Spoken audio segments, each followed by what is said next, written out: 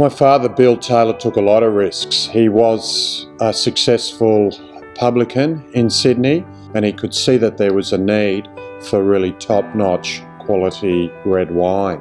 So he convinced the family to sell the hotels to set up a state-of-the-art winery in the late 60s. My grandfather and father looked all over Australia. They wanted something that was perfect for making Cabernet Sauvignon and Shiraz. And what led them to Clare, not only did it have the right microclimate, but they had a lovely, rich, smooth mid-palate. From day one, it started winning the major awards around Australia. You know, that thing doesn't happen to most wineries. Shiraz from Australia is a beautiful beverage, and it's respected all around the world.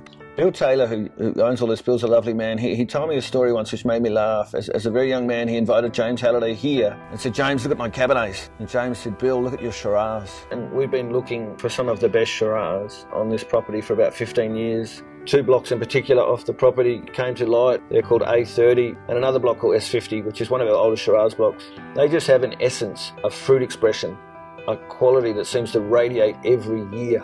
So when we started to fathom where we'd go with a Pioneer, we were trying to find a middle road between classic, big, rich Australian Shiraz and the much more elegant, possibly feminine French versions of Shiraz. The Pioneer Shiraz is named after my father, Bill Taylor, because he was certainly the driving force that set up the family business. We kind of have a saying in the general wine game, do 80% of everything religiously, but be mad enough to have a serious crack with the 20%. And if you can perfect that 20%, say 2 years in a row, well, maybe that becomes your 80%. The first time we blended the Pioneer, we put 140 barrels on the ground and we went through those barrels.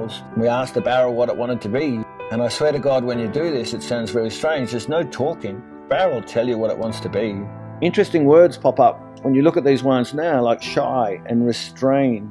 Historically, wines are expected to have a good and healthy shelf life. There's a French concept that there's actually a perfect structure, and what we've tried to do with the Pioneer is get as close to the perfect structure as possible. It gives some flavour at all elements of the structure of the palate, but ultimately, it's very supple, very long, and very silky.